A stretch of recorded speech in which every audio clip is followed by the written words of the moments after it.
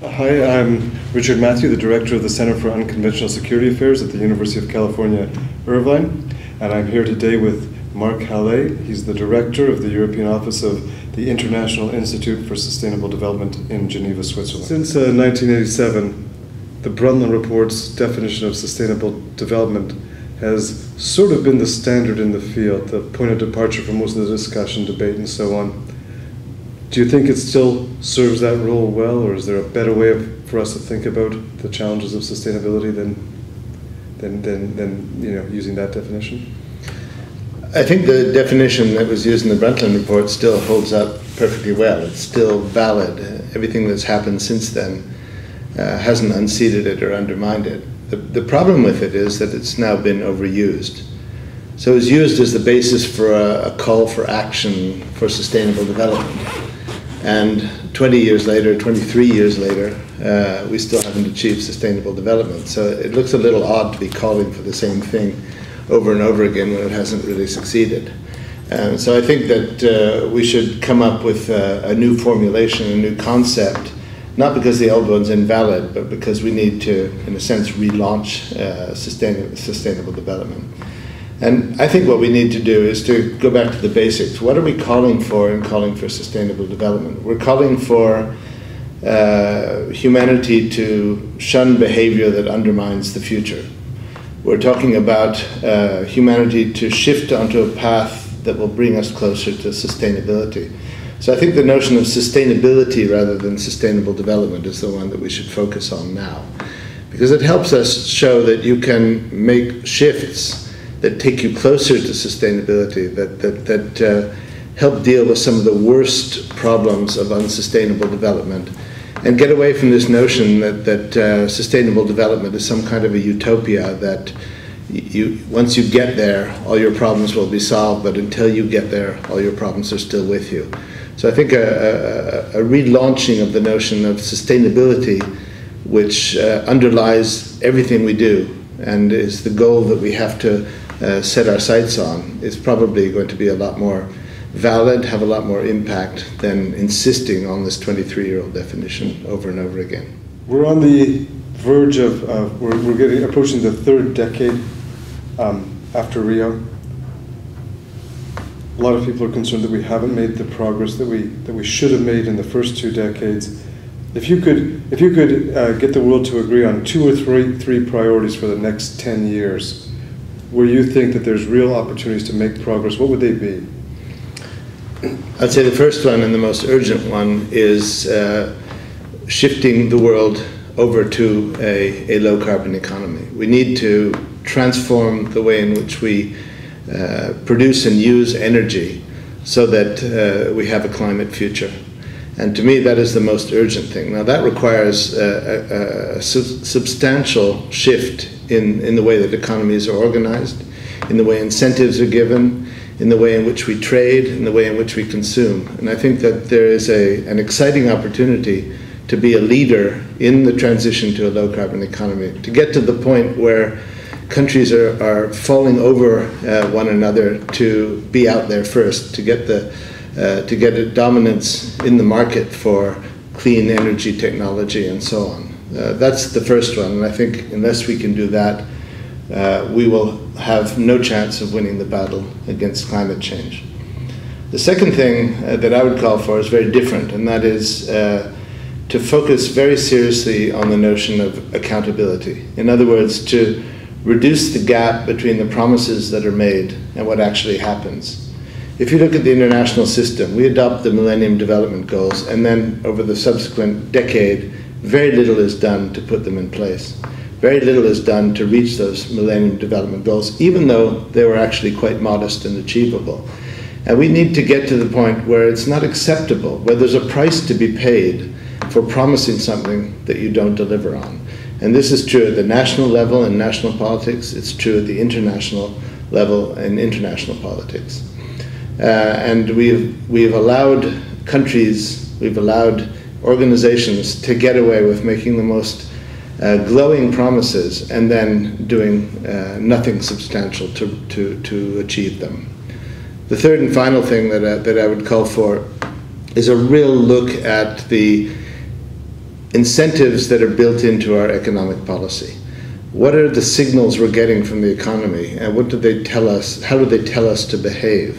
Because if we are calling for reducing wasteful use of energy on the one hand, and the economic signals through pricing or subsidies are actually rewarding wasteful use of energy, then we have a really substantial misalignment of policy. If you could get those two policies aligned so that what you do for your own personal benefit is also what you would want people to do to move towards sustainability, then we have a chance of getting there. I think you're right. There is this massive gap between what people get rewarded to do and what needs to be done, and it's almost as if people are tolerating incoherence from governments, sort of false promises. They've almost permanent stopped incoherence. expecting governments to do what they say they're going to do. Almost, and you know, if you're in a business and you put out a work plan or a strategy and then did the opposite, you'd be punished for it. I think you know, in a family, you'd be punished for it, and yet we accept it in our political system. The Millennium Development Goals were adopted by the heads of state of the entire world. They came to New York in the year 2000, and they solemnly adopted these goals. None of them was impossible. None of them was simply aspirational. These are really specific goals that could be achieved. And most people thought they weren't modest enough, that they weren't ambitious enough, you know, that they should have gone further. And yet, it's now 10 years almost since that summit, and we are moving backwards on virtually all of them. It's not that we haven't achieved them. It's not that we've fallen 20% short. We're actually moving backwards from the situation as it was in the year 2000. Why aren't people screaming? Why aren't people saying, you know, how could you do such a thing? The gap between the claims that are made, the promises that are made in order to be elected, and what actually one does is not only huge, but at least in the United States, it's accepted. People simply assume that what you say and what you do are not going to be aligned in any particular way, which strikes me as really odd, because then what the government do is not really based on any discussion with the public at all. It has its own life motivated by, and I think that the end result, and what we're seeing in the United States, I'm not sure about elsewhere in the world, is a tremendous lack of confidence in everything the government says. The government is not very well trusted by the population to provide accurate information about anything. Healthcare, tax reform, climate change. Nobody really trusts it. And so one of the things that is missing in democracies these days is that voice of authority that people will listen to and will say, that person, what they're saying, I trust what they're saying, and I believe that they're going to act on the basis of what they're saying. And you know, we don't see that anywhere. Surprisingly, surveys suggest that the group that is most trusted in the United States is the military. That they keep their promises. That they're the ones who are seen as most likely. They're visibly shown to be trying to keep their promises. Exactly. You know, there's evidence there that they're trying to do it. In Italy, a foundation did a study of what factors are most important in leading people to respect the law, whether it's, you know, speed limits on the roads or paying your taxes or whatever. And the single biggest factor by a long way was the behavior of the leaders. So if you've got the Prime Minister breaking the law and ministers not paying their traffic tickets, everybody's going to say, well, I'm not going to pay them myself either. So there's an example out there.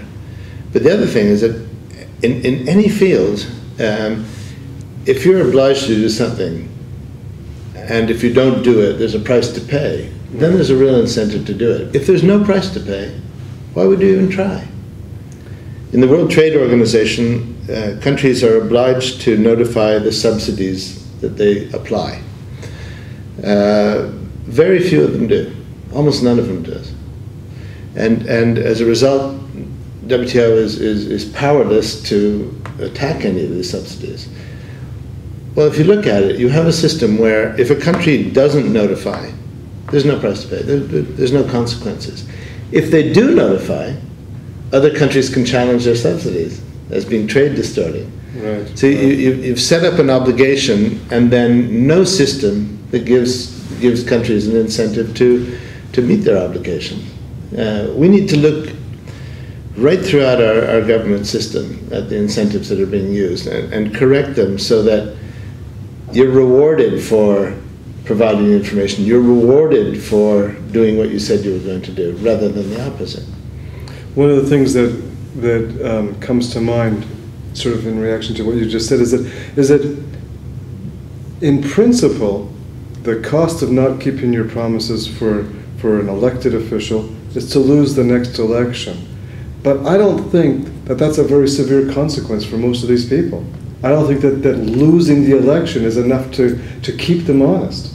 So in a sense, the worst threat is not really, for a lot of these people, much of a threat at all. Well, also the fact that what determines whether they win or lose an election has a lot to do with the funding that they raise. Exactly. And the funding that they raise has a lot to do with how close they get to particular interest groups. So it's not actually public opinion that's determining the positions that a politician takes. So, you know, you have a situation where in Canada, for example, the Canadian government recently has taken positions that are not very favorable to strong action on climate change.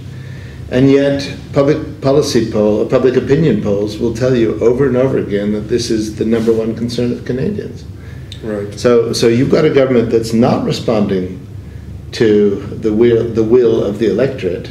They are responding to a different calculus of electoral politics. In other words, it's what it takes to win rather than what they can do to respond to the concerns of the citizen. And that's, again, an accountability problem. I think one of the other things that you said, which I think is very obvious in the United States, and I'm sure it's a problem elsewhere, is the public is not getting clear signals. We watched gas go up towards $4, $5 a gallon, and then very quickly it tumbled back to $2 a gallon. And the public, when gas becomes really quite cheap like that, isn't getting any information about the importance of moving to a different source of energy. But I think that it isn't just the public. I think that when gas is up at $4 or $5 a gallon, there's a whole segment of the private sector, car manufacturers and so on, who would like it to stay up there because that allows them to adjust and adapt and change to what's needed. But when gas prices tumble, they lose their incentive to change as well. And it's very hard for a Toyota or whatever to transform if gas is that cheap. That's right, and it's also a question of predictability. If you have no idea what gas prices are going to be, you can't plan for them. But it's quite interesting because we have a lot of Americans who come to Europe and remark on how outrageous the price of gas is in Europe. And I always say to them, well, have you got it right in America, or have we got it right in Europe? Is $7 a gallon an outrageous price for gas? I mean, how do you determine it? In America, you've gotten used to cheap gas.